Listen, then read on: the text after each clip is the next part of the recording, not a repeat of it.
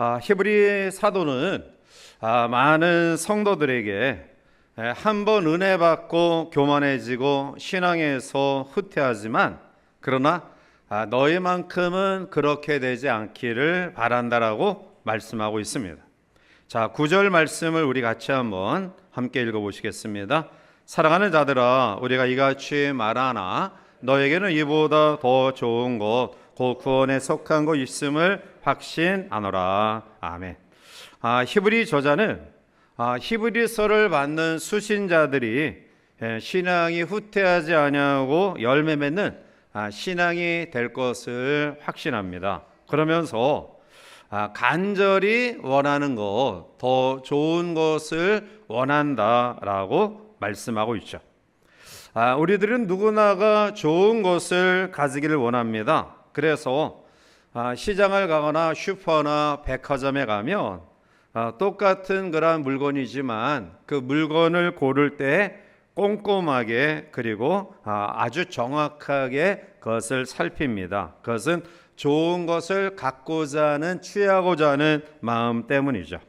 자, 이것은 우리의 생활용품에 국한되지 않죠. 우리의 삶 전반에 걸쳐서 우리는 좀 더 좋은 것을 구하기를 원하죠. 집을 구하거나 또 차량을 구입하거나 아니면 가전제품을 구할 때에도 좀 더 좋은 것을 구하려고 애를 씁니다. 물론 좋은 것에 대한 기준은 자기 자신의 가치관이죠. 그래서 좋은 것이 사람마다 각기 다를 수밖에 없습니다. 자, 그러나 확실한 것은 우리가 좋은 것을 원하고요, 또 그 가운데서도 가장 좋은 것을 원하는 마음이 바로 우리의 마음이라는 것이죠. 히브리 저자는 히브리 수신자들에게 많은 교훈을 하셨습니다.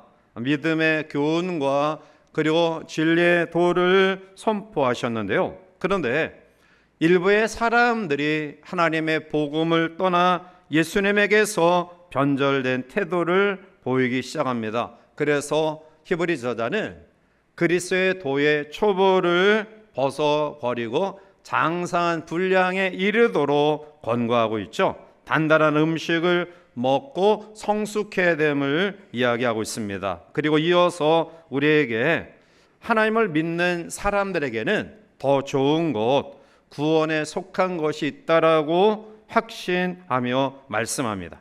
이제 우리는 본문을 같이 묵상하면서 복된 성도가 되기 위해서는 우리가 어떤 믿음으로 무장해야 될 것인가, 좀 더 좋은 구원의 반열에 세워진 하나님의 사람으로서 흔들림이 없는 성숙한 구원받은 성도로서 우리가 삶을 영위해 나가기 위해서는 어떠한 믿음의 모습들을 가져야 될 것인가를 본문을 통해 우리 같이 한번 살펴보며 또 함께 은혜와 결단의 시간을 가지고자 합니다. 제일 먼저 우리가 성숙한 복된 성도가 되기 위해서는 소망을 가져야 합니다. 자, 11절 넘어가서 우리 함께 보겠습니다. 우리가 간절히 원하는 것은 너희 각 사람이 동일한 부지런함을 나타내어 끝까지 소망의 풍성함에 이르러. 아멘. 자, 하나님의 백성들에게 원하는 것은 소망의 풍성함에 이르는 것이라고 이야기합니다. 자, 예수님이 이 땅에 오신 이유는 우리로 하여금 구원의 놀라운 은혜를 허락하심으로 인해서 풍성한 삶을 살도록 하시기 위함입니다. 요한복음 10장 10절에 도둑이 오는 것은 도둑질하고 죽이고 멸망시키려는 것뿐이요 내가 온 것은 양으로 생명을 얻게 하고 더 풍성히 얻게 하려는 것이라. 아멘. 예수님이 오신 목적은 오늘 구원받은 성도가 풍성한 삶을 살게 하기 위함입니다. 결국 믿음으로 우리에게 주어지는 소망은 하나님의 은혜입니다. 로마서 5장 5절에 소망이 우리를 부끄럽게 하지 아니함은 우리에게 주신 성령으로 말미암아 하나님의 사랑이 우리 마음에 부음받음이니라고 말씀합니다. 성령으로 말미암아 우리 심령에 하나님의 사랑을 부어 주셨습니다. 따라서 믿음을 가진 성도의 가장 복된 삶의 특징은 바로 소망의 삶임을 기억하시기 바랍니다. 하나님은 우리가 이 세상을 살아간 동안에 그 어떠한 경우에도 예수님을, 하나님을, 천국을 소망하며 살도록 하셨습니다. 시인은 시편 62편 5절에서 나의 영혼아 잠잠히 하나님만 말하라, 무릇 나의 소망이 그로부터 나오는도다 라고 노래합니다. 따라서 성숙한 성도는 시간이 흘러가면 갈수록 우리의 소망이 희미해져서는 안 돼요. 끝까지 소망이 풍성해야 돼요. 제가 우리 교회에 와서 아마 장례만 한 150여 번 드린 것 같아요. 코로나 한 3년 기간 동안에는 우리 여성교회 장님들이 고백하기를 목사님 올해 장례 너무 많이 치렀어요. 제가 계속해서 이렇게 기록해 보면은 한 해 제일 많이 치른 그런 횟수가 24번이에요. 그런데 이제 멀리 계신 분들은 제가 가깝게 하지 못하지만 우리 교회를 섬기시며 또 마지막 투병하며 또 어려운 가운데 있는 분들은 끝까지 같이 곁에서 함께 기도하는데요. 제가 그분들을 찾으면서 꼭 같이 기도하고 또 말씀으로 권면하는 것은 권사님, 집사님 소망을 놓치지 말고 끝까지 그 믿음 붙잡고 하나님 나라에 가세요. 왜냐하면 나이 드셔서 이제 임종을 앞둔 분들은 사실은 사명을 잘 감당하신 거예요. 그래서 그 마지막까지 그 사명을 감당하는 비결은 소망을 잃지 않는 거예요. 그러니까 죽음의 위협에 두려워하지 아니하고 천국 소망, 하나님 나라를 소망하면서 끝까지 평안한 가운데 기도하며 가시도록 그렇게 권고하고 또 기도해. 하나님이 우리에게 원하시는 것은 끝까지 소망을 붙잡고 살아가는 것임을 확신하시기 바랍니다. 자, 그러면 우리가 왜 어떻게 끝까지 소망을 가질 수 있을까요? 오늘 우리의 삶이 시간이 흘러가면 갈수록 천국에 대한 확신, 그 하나님의 나라에 대한 그 희열 이러한 것들을 놓치지 아니할 수 있을까요? 그것은 하나님이 우리를 끝까지 돌봐주시고 붙들어 주시기 때문입니다. 자, 우리 본문 10절 말씀을 같이 넘어가서 함께 읽어보겠습니다.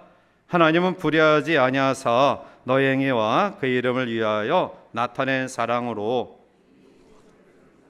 이제도 섬기고 있는 것을 잊어버리지 아니하시느니라. 아멘. 자, 10절 상반절에 보면 하나님은 불의하지 아니하신 분이다 라고 말씀해요. 하나님이 불의하지 않다라는 말씀의 의미는 변함이 없다. 하나님은 겉과 속이 다르지 않다라는 말씀이에요. 하나님은 이미 십자가 사랑으로 우리를 구원해 주시고 섬겨 주셨기 때문에 지금도 변함없이 우리를 섬겨 주실 것이라는 말씀이에요. 그리고 이 말씀 속에 우리가 위로와 소망이 되는 귀한 진리는 10절 하반절에 보면 잊어버리지 아니하신다라는 말씀이에요. 잊어버리지 아니하신다. 하나님이 우리를 잊지 않으신다. 하나님이 여러분들의 눈물의 기도와 땀 흘림의 봉사와 헌신을 잊지 않으신다.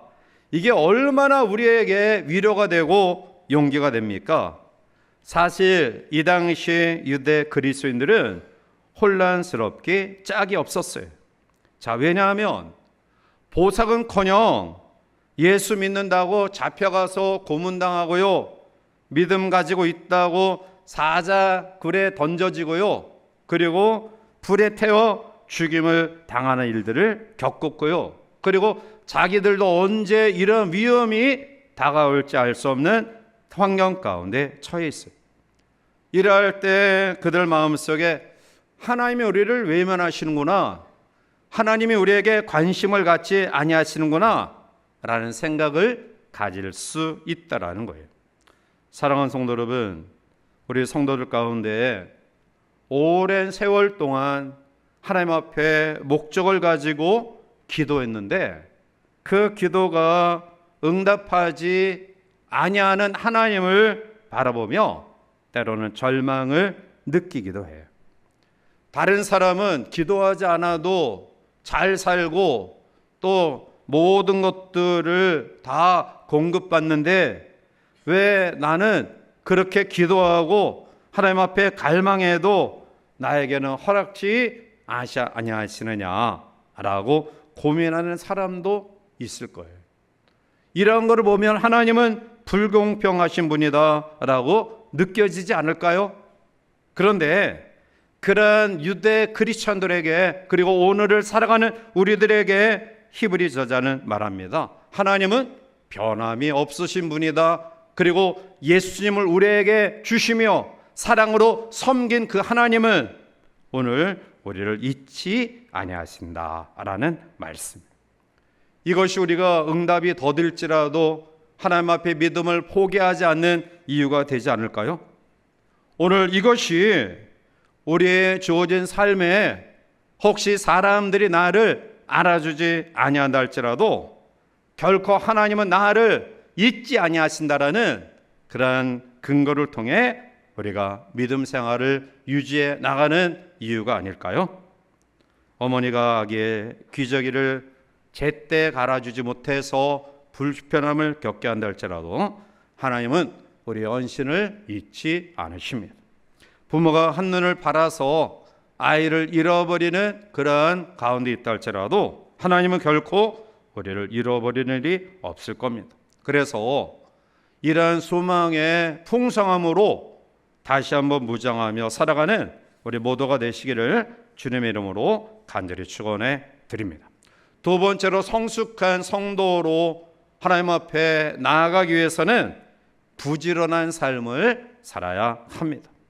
끝까지 소망을 잃지 않는 사람들이 갖는 믿음의 내용이 11절에 나타나고 있어요. 자, 11절 말씀을 넘어가서 우리 함께 봅니다. 우리가 간절히 원하는 것은 너희 각 사람이 끝까지 소망의 풍성함에 이르러. 아멘. 이 부지런하다라는 스푸데이라는 원어의 의미는 열정, 간절함, 헌신, 또한 친절이라는 뜻을 가지고 있어요. 여러분, 우리가 신앙생활 나가면서 끝까지 견디고 완주할 수 없도록 방해하는 가장 큰 장애물이 뭔가 여러분들이 아십니까? 그 장애물은 게으름이에요. 게으름, 나태, 태만. 이것이 우리가 하나님 앞에 은혜를 받고 마지막까지 우리의 신앙을 완주하는 데 있어서 우리의 장애가 되는 가장 큰 요소예요. 그래서 일찍이 기독교 전통에서 이 게으름은 7가지 치명적인 죄 가운데 하나로 이야기하고 있어요.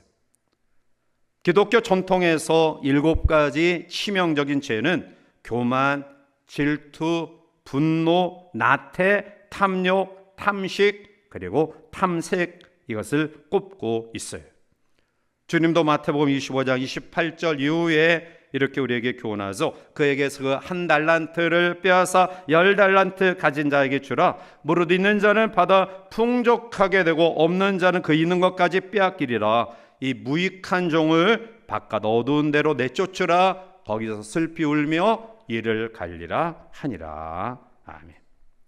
악하고 게으른 종에게 처해지는 마지막 하나님의 선언에 대해서 우리는 심사숙고하게 묵상해야 합니다. 물론 교회 안에는 믿음이 성숙한 사람도 있고 연약한 사람도 있고요. 신앙의 연륜이 오래된 사람도 있고 짧은 사람도 있습니다. 또한 어떤 일에 섬김이 많은 사람도 있고요. 또 그렇지 못한 사람도 있습니다. 그런데 사도가 간절히 원하는 것은 이러한 모든 사람이 다 동일한 부지런함을 가졌으면 좋겠다라는 말씀이에요. 사랑하는 성도 여러분, 초대교회 성도들이 처한 상황을 보면 사실은 쉽지 않아요. 자칫 붙잡혀 사자밥이 되고요, 화형장에서 태워질지 모르는 상황 가운데서 있는 그들이 열심히 부지런히 주를 섬긴다. 이것은 쉽지 않아요. 그런데 그들이 이러한 상황 가운데서도 부지런히 열심히 신앙생활을 할 수 있었던 이유는 오늘 11절 하반절에 나타나는 소망의 풍성함이 그들에게 있었기 때문입니다. 내가 이 땅에서 예수를 잘 믿고 그리고 하나님의 부르심 속에 사명 감당한 다음에 죽으면 영원히 그 고통과 아픔이 없는 그 나라에 갈 것이라는 소망이 그들로 하여금 죽음의 위협 가운데서도 여전히 나태하지 아니하고 물러서지 아니하고 부지런하게 주님을 섬기는 근거가 되었어요. 사랑하는 성도 여러분, 소망과 부지런함은 깊은 관계가 있어요. 여러분들이 신앙의 목표와 소망이 확실하고 구체적이면 우리가 덜 자도 피곤하지 않아요. 까닭 없이 힘들고 지치고 몸이 무겁게 느껴진다. 그러면 여러분들의 마음속에 하나님을 향한 소망을 구체화하시길 바라요. 그리고 목표를 바로 정하시기 바라요. 저는 예전부터 군에 있을 때부터 지금까지 가장 제가 철칙으로 여기는 것은 시간 개념이에요. 시간 개념. 제가 제대하고 나서 일반 목사님들에게 잘 적응되지 않은 것은 1시에 모인다. 그럼 저는 적어도 12시 50분에 와서 대기를 하고 있어요. 그리고 1시 정확히 되면은 이제 모든 모임이 시작되는데요. 그런데 1시에 약속을 했는데 1시 10분, 20분 반 그렇게 돼도 안 와요. 그리고 늦게 와가지고 하는 말이 미안하다고. 미안하면 다예요. 그 일찍 시간에 와서 기다린 사람이 10명이라면 10 곱하기 30분이면 300분이 날아간 거예요. 그래서 처음에 우리 권사님들 아시지만 처음에 저도 좀 인내하는 마음을 가지고 신방 시간 또 어디 애경사 할 때 좀 기다렸는데 이제 가차없이 그냥 시간 되면 가요. 요즘은 한 1분 전에 출발해요. 그래도 불평하는 사람 없는 거 보니까 우리 성도님들은 이제 잘 이렇게 세워진 것 같아요. 자, 여러분, 오늘 하나님 앞에 우리가 믿음을 구체적으로 세우면 목표가 바로 세워지고 그리고 부지런해질 수 있어요. 그래서 저는 이 시간 개념이 굉장히 철저하고요. 그리고 예배 시간에 될 수 있으면 다른 그러한 업무나 또 아니면은 면담이나 기도해야 될 그런 부분들이 없으면 일찍 강단에 올라와요. 그래서 예배 시간을 기대하고 그리고 이 시간이 복된 시간이다라는 마음을 가지고 예배를 준비해요. 목표가 뚜렷하면 부지런해질 수 있어요. 우리가 예배를 소중히 여기고 또 하나님의 말씀에 대한 기대와 또한 소망이 있으면 우리가 모든 일에 부지런해질 수 있어요. 오늘 히브리 저자는 초대교회 성도들에게 그런 어려움과 아픔과 힘든 가운데서도 소망의 풍성함을 붙잡고 부지런하라, 근면하라 그렇게 말씀하고 있어요. 자, 세 번째로 성숙한 복된 성도의 삶은 믿음이 있어야 돼요. 자, 12절 넘어가서 우리 함께 보겠습니다. 게으르지 아니하고 믿음과 오래 참음으로 말미암아 본받는 자 되게 하려는 것이니라. 아멘. 자, 게으르지 아니하고 그 다음에 주신 말씀이 믿음과라는 거예요. 믿음이 필요하다. 여러분, 이 세상을 살아가면서 우리의 삶이 내 뜻대로 되어지는 것보다 내 뜻대로 되어지지 아니하는 것이 많아요. 내 마음대로 되지 않는 일들이 너무나 많습니다. 그런데 성경 우리에게 약속합니다.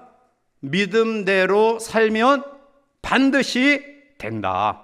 마태복음 17장 20절 이르되 너희 믿음이 작은 까닭이라 진실로 너희에게 이르노니 만일 너희에게 믿음이 겨자씨 한 알만큼만 있어도 이 산을 명하여 여기로서 저기로 옮겨지라 하면 옮겨질 것이다. 또 너희가 못할 것이 없다.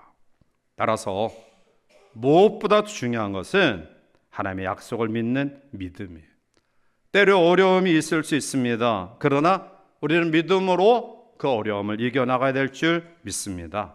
안 된다, 할 수 없다, 또 우리의 삶의 실패다, 이란 생각 가져서는 안 돼요. 믿음으로 하나님이 함께 하시면 잘 되어진다. 나는 연약하지만 내가 믿는 하나님은 강하고 능하신 분이다.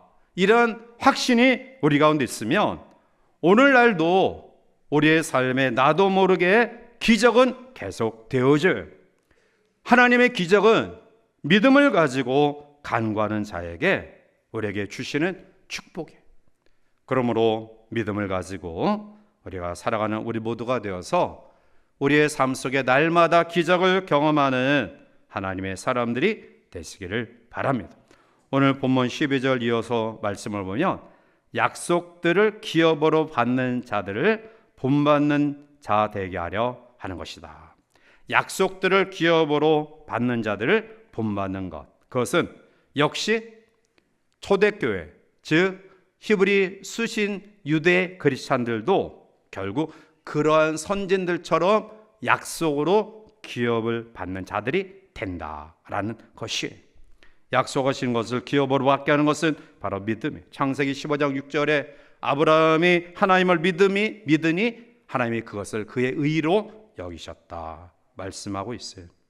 여러분, 유대 크리스천들은 믿음을 가지기가, 하나님의 약속을 확신하기가 너무나 어려운 상황이었어요.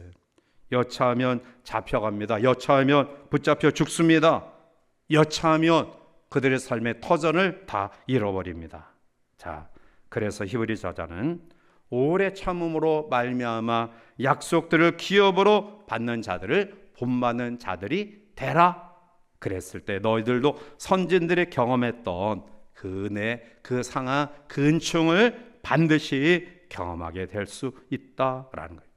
위험과 공포 속에 살아있던 유대 크리스천들이 끝까지 소망을 잃지 않고 믿음과 오래 참음으로 약속을 기업으로 소망으로 삼고 살았다고 한다면 오늘 우리는 어떻게 살아가야 할까요? 고난이 닥치고 비록 하나님 앞에 우리의 기도가 응답이 더딘다 할지라도 끝까지 우리의 삶에 중요한 것은 믿음을 잃지 않는 것입니다.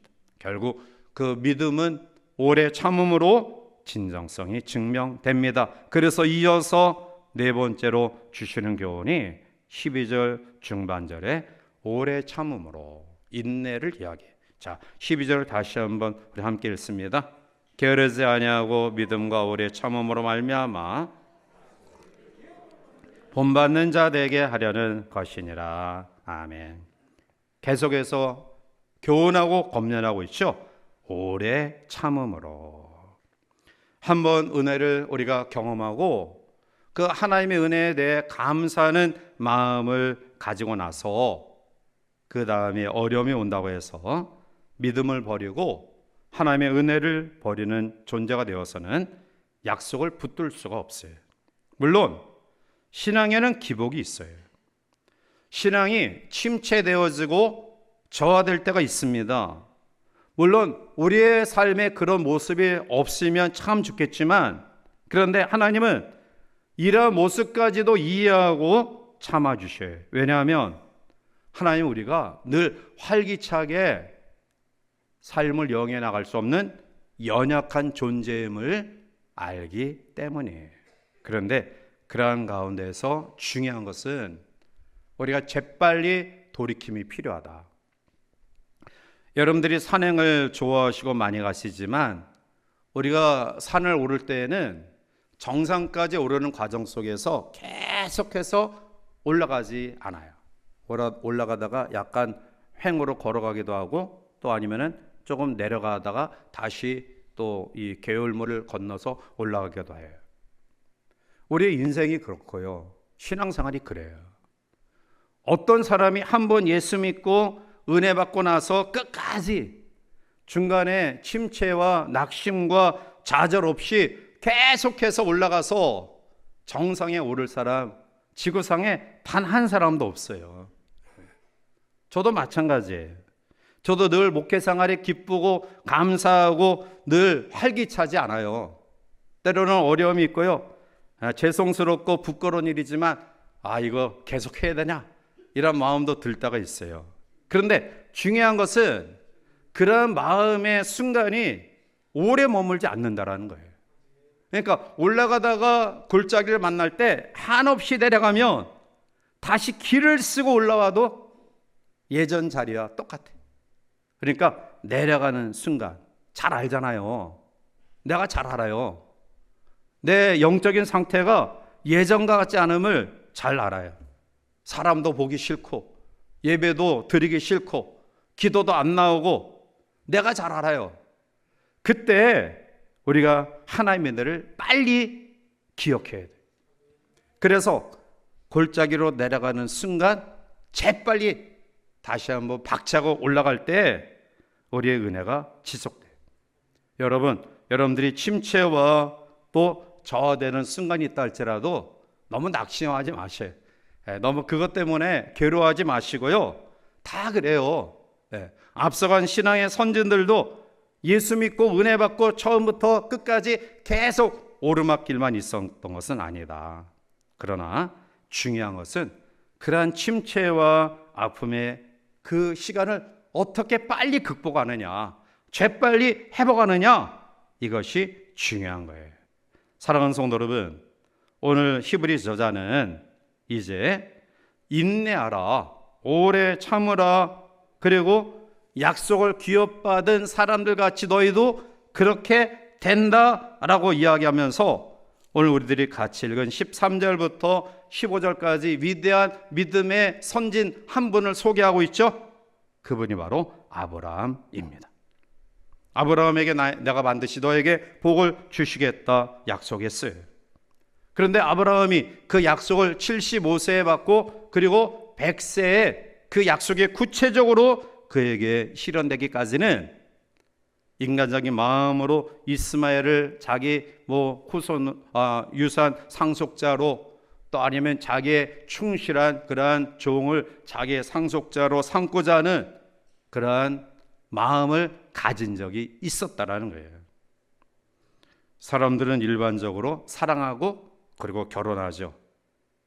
그러나 결혼했다고 해서 마음이 연합되기까지는 시간이 오래 걸려요. 그렇죠? 신앙생활도 마찬가지예요. 아주 뜨겁게 물불 가리지 않고 사랑하지만 그러나 여러 가지 우여곡절을 겪으면서 조금씩 다듬어지고 또 상대방도 이해하고 또 나도 상대방이 나를 이해하고 이렇게 하면서 그 결혼 생활을 이어가는 거예요. 결혼했다고 해서 단박에 행복한 사람 저 말고는 한 사람도 없을 것 같아요. 여러분 가운데도 있죠? 그렇습니다. 하나님이 아브라함에게 나타나셨어요. 창세기 12장이죠. 내가 너로 큰 민족을 이루고 내게 복을 주어 내 이름을 창대하게 하리니 너는 복이 될지라. 하나님의 약속이 그에게 주어졌고요. 그는 감히 범인이 할 수 없는 결단을 하죠. 75세. 즉 완벽하게 자기의 삶의 터전을 안정되게 이룰 수 있는 환경, 여건, 조건 그리고 그를 잘 아는 그런 사람들을 뒤로한 채 그는 떠나요. 하나님이 단박에 축복하셔야 되잖아요. 25년 걸렸어요. 하나님께서 이스라엘 민족을 출애굽의 놀라운 역사를 허락해 주셨습니다. 그러나 40년 동안 그들은 광야 생활 가운데서 훈련을 받았어요. 결국 아브라함이 사랑하는 마음을 가지고 하나님과 결혼했는데 근데 그 하나님의 놀라운 약속은 창세기 22장 16절 17절에 나타나고 있어요. 이르시되 여호와께서 이르시기를 내가 나를 가리켜 맹세하노니 내가 이같이 행하여 내 아들 내 독자도 아끼지 아니하였은즉 내가 내게 큰 복을 주고 내 씨가 크게 번성하여 하늘의 별과 같고 바닷가의 모래와 같게 하리니 내 씨가 그 대적의 성문을 차지하리라. 창세기 12장에서 시작된 아브라함의 신앙은 결국 창세기 22장 시간적으로는 75세 부름받은 그가 결단하여 자기의 고향을 떠난 이후에 100세 25년이 흔 후에 그는 약속대로 축복의 유상 믿음의 조상이 되었어요. 그 아브라함이 하나님의 약속을 확신함으로 기업을 얻은 것처럼 너희도 그러한 믿음을 가질 때 약속의 기업을 받는 자들이 될 것이다.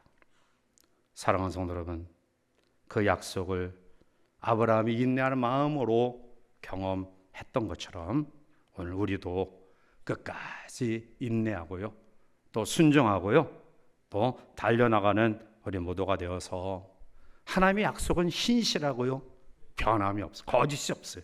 성경은 복된 책이고요, 그리고 성경에는 하나님 앞에 복된 삶을 살아갔던 수많은 사람들의 이야기가 있어요. 어려웠었지만, 힘들었었지만, 그리고 때로는 시험이 있었지만, 그러나 궁극적으로는 승리와 축복에 이런 아름다운 은혜가 약속을 기업을 하던 선진들처럼 우리들도 누리는 모든 성도들 되시기를 주님의 이름으로 축복합니다. 이제 말씀을 맺습니다.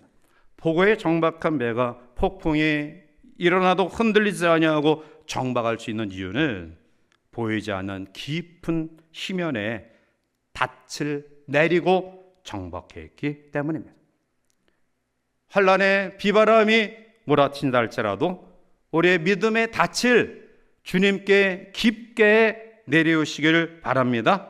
그러면 구원도 영원하고요, 행복도 영원하고요, 소망도 영원한 은혜를 경험하게 될 줄 믿습니다. 오늘 아브라함에게 주셨던 약속이 우리에게 그대로 이루어지길 바랍니다. 자, 14절 15절 결론적으로 우리 함께 읽고 말씀을 마칩니다. 이르시되 내가 반드시 너에게 복주고 복주며 너를 번성하게 하고 번성하게 하리라 하셨더니 그가 이같이 오래 참아 약속을 받았느니라. 아멘. 오늘 이 밤 히브리 저자가 우리에게 간곡히 권고한 말씀을 꼭 기억하고요, 어떠한 경우에도 소망을 잃지 말고 또 부지런하게 믿음의 확신을 가지고 인내하는 우리 모두가 되어서 한 예를 들었던 아브라함처럼 우리 모두도 복의 근원 또 믿음의 사람들이 되시기를 바라고요, 오늘 히브리 수신자들이 아브라함의 믿음의 본을 받아 그들 또한 약속의 기업으로 받았듯이 성경 속에 나타난 초대교회 성도들이 그 믿음을 확신함으로 약속된 사람이 되었던 것처럼 오늘 우리도 동일한 아픔과 힘듦과 어려움 가운데 있지만 초대교회 성도들의 약속의 확신을 가지고 그 약속을 축복으로 받았던 것처럼 우리 모두도 그런 은혜를 경험하게 되기를 바라고요, 또 우리의 다음 세대 후손들에게